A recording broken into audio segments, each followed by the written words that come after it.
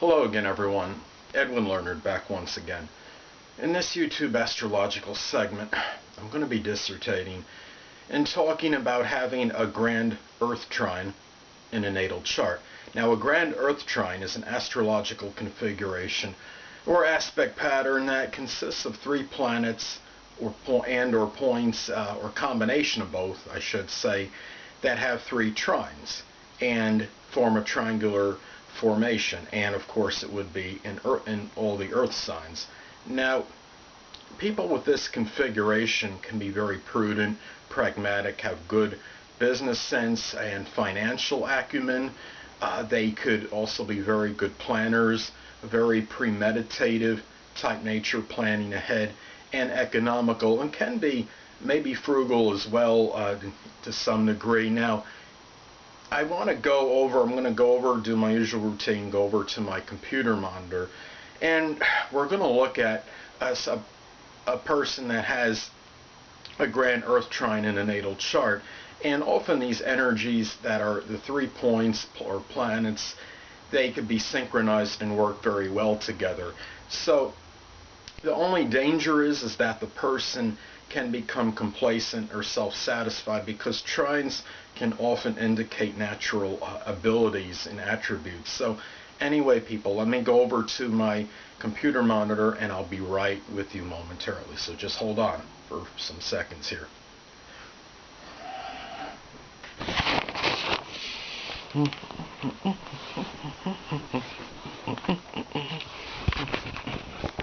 Okay, let me get this positioned right, people, so we can at least see the, let's see if we can see the chart wheel here. Well, you can see most of it. You're not going to have to see that top part anyway, because it's not relevant to what I'm going to be discussing as far as the Grand Earth Trine formation in this particular chart. Well, anyway, people, in this particular chart, the 3 points of the Grand Earth Trine configuration are going to be the Capricorn ascendant. Then we're going to look, it's going to be Mercury and Taurus in the 4th. And last but not least, Pluto and Virgo in the 8th house. So anyway, let's go to these points first. Now, Capricorn ascendant can obviously be very ambitious, industrious, have a strong enterprise, can be very astute, perhaps in business matters. And we look at the next placement, Mercury and Taurus. Mercury and Taurus can learn methodically and assimilate ideas and concepts slowly but surely. They may learn best or strongly with the use of videos and images, and the fact that it's retro could further emphasize the more methodical learning. There might be frequent double checking on things before finalizing decisions. So, and being an earth sign, the thinking is going to be rather premeditative and a lot of planning before making a lot of decisions. So, and last but not least, we have Pluto and Virgo in the 8th house, and Pluto and Virgo in the 8th can show a lot of intensity connected with others' resources and be very punctilious in details in these matters. So we're going to see how these work with each other now. Now, the first thing we're going to look at is that the ascendant in Capricorn, okay, and makes the trine to Mercury and Taurus.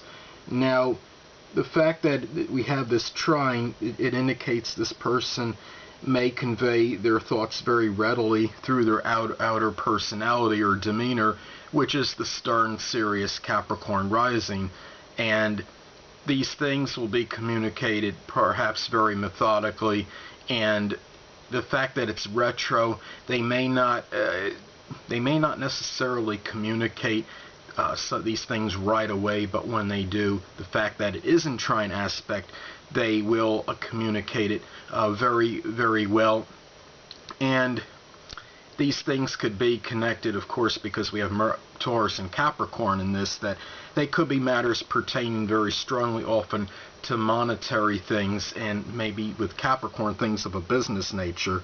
And in the fourth house, the fact that Mercury is in the fourth, these matters, Mercury and Taurus in the fourth, I should say, Mercury and Taurus can often have thoughts regarding things pertaining to money and finances, and these things can be connected with the person's emotional security, which is the fourth house, and they could be things that are monetarily related to the home itself, because the fourth house does rule the home and family.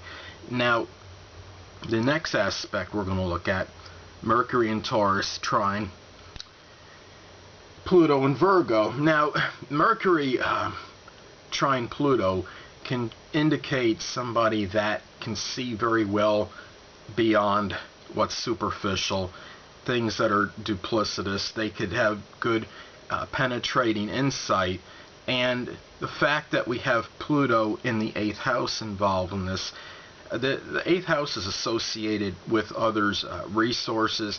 So if this person is involved, say, in some business or something, well, the fact that Pluto, you have this aspect, Mercury trining Pluto, and Pluto in the 8th, this could show that this person would have very shrewd, keen insight into as far as knowing who to get involved with in terms of others' resources. Say if it's a business relationship, for example, and would know the right person. And even, let's say, 8th house is rule sex.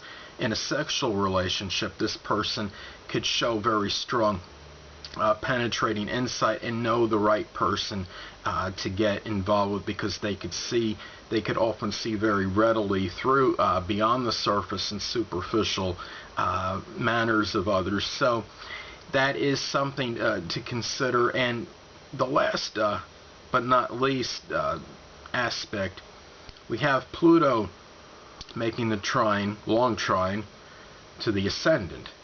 Now, the Pluto trine ascendant can show somebody that maybe could perhaps do something well Pluto related, whether it could be investigation, occult, astrological things, forensics.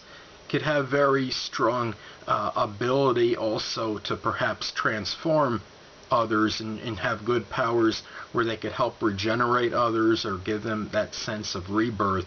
And this person, if for example, if a business venture doesn't work out, Pluto trine Capricorn ascendant can very well embark on another venture, because there's great powers of resiliency in as far as this aspect goes. And being the fact that Capricorn ascendant is involved, these things could be very strongly related to matters pertaining to career endeavors and things of a business nature, things that are very serious in this person's life. So that's basically what I wanted to get at. And these things could all work very well and be very synchronized together in somebody that has this particular Grand Earth Trine configuration or aspect pattern in their natal chart.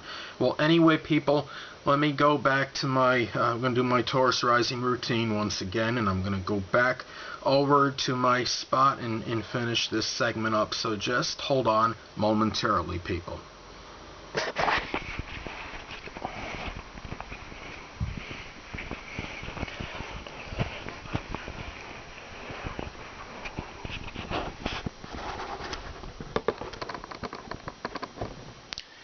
Well, people, that'll conclude this YouTube astrological segment for having a Grand Earth Trine in a natal horoscope. And stay tuned next time, where I'll be dissertating and talking about having a Grand Fire Trine in a natal chart. Two things I want to get with you on before I head out. Firstly, the stars may impel but do not compel. And secondly, never isolate any single astrological element, aspect, planetary placement, position, configuration, influence, or what have you, and make an analysis of a person, astrologically speaking, based on this alone, because a person astrologically is the sum of all their components in their natal chart, and not just one. Until next time, people, stay well.